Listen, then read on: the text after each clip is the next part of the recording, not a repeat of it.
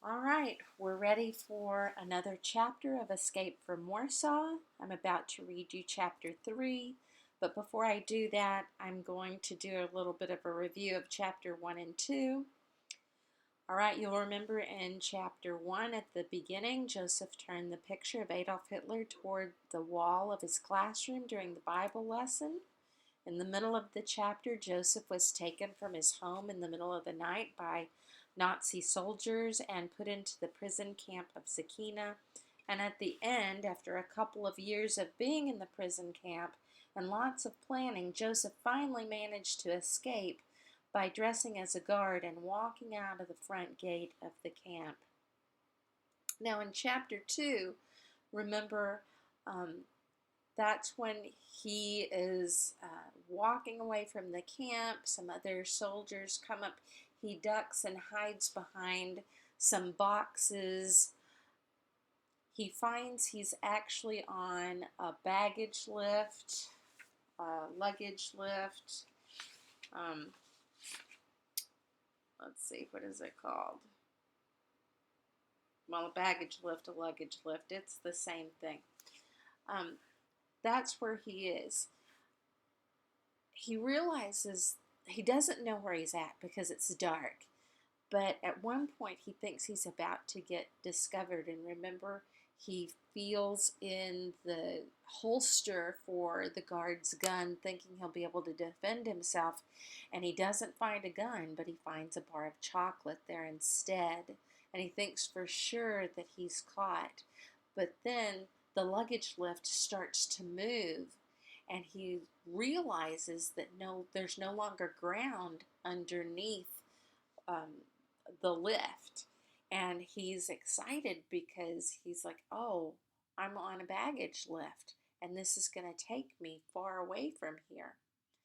Well, he gets a little ways out and then the direction reverses and he goes right back to where he started, and he thinks for sure he's going to be captured then. But no, they just add another crate onto the lift and then it starts going back out. He didn't really start to breathe easily until he got more than halfway, remember? But there he realized that he was swaying back and forth. Now remember, I asked you a couple of questions the other day. I said, why was chapter 1 called The Escape? Well, it was called The Escape because Joseph escaped from the German prison camp. That was the main thing that happened in that chapter. Chapter 2 was called Journey Through the Air because that was the main thing that happened in that chapter. That Joseph took a journey through the air across that mountain valley on that baggage lift. He was up in the air. He took a journey up in the air. All right, find your quiet spot where you can listen free of distractions. Get comfortable. Maybe get yourself a snack to enjoy while you listen. And enjoy. This is chapter 3. It's called The Hiding Place. The cage banged to a standstill. A flashlight shone full in Joseph's face. I have you covered with my pistol, said Joseph steadily. If you make a sound, I'll shoot. A Polish voice swore. Be quiet. Do you want me to shoot? Said Joseph. Hand me your flashlight. He seized it from the trembling hands and flashed the beam onto a gray-bearded peasant face. Joseph's spirits rose. The man was Polish, a countryman of his. Joseph spoke more gently. Do as I tell you, and you'll come to no harm. Unload the cage. Joseph questioned him while he was unloading. Is the cage worked from this end? The control is in your hands. Pardon me, let me read that again. Joseph questioned him while he was unloading. Is the cage worked from this end? The control is in your hands? Good. We shan't be disturbed then. Take me to where you live. The crates were safely stacked and the shed by the cage locked. The peasant had kept one crate for himself. It contained provisions and clothing from town. Provisions, they could be like groceries, things that they needed. He lifted it onto his shoulders and then led the way along a track of beaten snow that wound upward through pine trees. Soon they came to his house. It was a large chalet with wide overhanging eaves. Wood was stacked at the sides. He laid down the crate and led Joseph inside. A wood fire was burning brightly in a wide open hearth. A large pot hung above it with a hook in the chimney. An old lady was sitting by the fire. She looked startled. Joseph threw his cap and greatcoat over a chair. "Here's the pistol I almost shot you with," he said. "It's a slab of chocolate." He broke it into 3 pieces, giving one to each of them. They were suspicious and waited till Joseph had swallowed his piece before they ate theirs. "I don't understand," said the peasant slowly. "You speak like a Pole. You look like a Pole, but your uniform." At that moment, a bell clanged out from the other side of the valley. It echoed among the mountains. "That's the prison bell," said Joseph. "It's a long time since it rang like that, when the last prisoner escaped." "You've come to search for him?" asked the old lady. "I am the prisoner," said Joseph. "I knocked out a guard and stole his uniform. Look if you don't believe me. Here's my camp number burnt into my arm. ZAK 2473. I want you to hide me." The number convinced them that he was telling the truth. They knew that if they were found hiding him, they would die, but they were brave people and did not hesitate. Joseph slept in a warm bed that night for the first time in 2 years. In the morning, the old man went to work the luggage lift as usual. Before going, he arranged a danger signal. If there were any soldiers coming across in the cage, he would whistle 3 times, and he showed Joseph a hiding place in the woodshed. While he was away, Joseph showed the old woman the tattered photos of his family.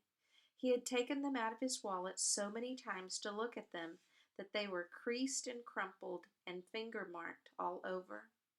He spoke about his wife and children, his school, his capture by the Nazis, about the shortage of food, the destruction everywhere, and the continual fear of arrest. Every day had brought news of more families being split up. The old woman was moved by his story. While he was speaking, she began to think of ways in which she could help him. He looked starved and needed good food. She had a little cheese and oatcakes, a side of bacon hanging in the cellar, and the remains of a tin of real coffee saved from before the war. Suddenly there was a loud bang on the door. Was it a search party? If so, why had the old man given no warning? A voice called out in German. There was no time to escape to the woodshed. "Quick, up there!" The old woman pointed up the chimney. "There's an opening on the right, halfway up." Joseph dived into the hearth and hauled himself up over the iron spit. The fire was only smoldering, and there was not much smoke. He had not found the opening when the door burst open and 2 soldiers came in. While they searched the room, he stood very still, his legs astride the chimney. He wanted to cough. He thought his lungs would burst. Suddenly a head peered up the chimney. It was the old woman. "They've gone upstairs," she said, "but don't come down yet." She showed him where the opening was. He crept inside, coughing. He could see the sky through the wide chimney top above him. He was congratulating himself on his good luck when he heard the soldiers return to the room below. With difficulty he controlled his cough. "What about the chimney?" said a German voice. "Plenty of room to hide up there." "Plenty of soot, too," said the other soldier. "Your uniform's older than mine. What about you going up?" "Not likely."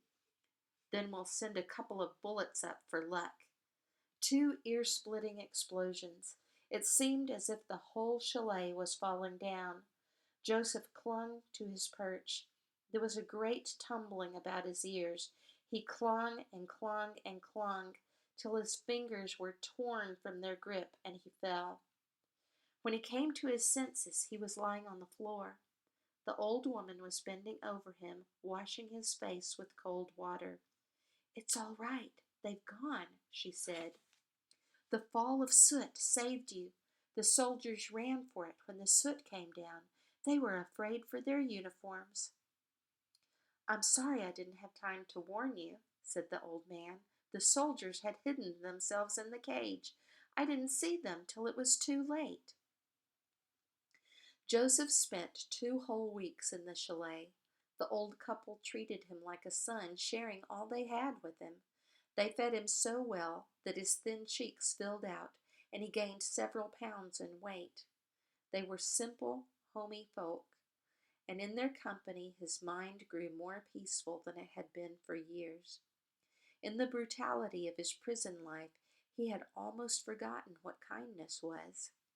He passed his time indoors, mostly eating and resting. More than once he was tempted to go outside. The spring sun beamed down all day long from clear skies. It melted the icicles that hung from the roof. It roused the first crocuses from the bare brown patches in the snow. But there was no sense in exposing himself, and he wisely stayed indoors. The nights were freezing, and he was glad of his warm blankets.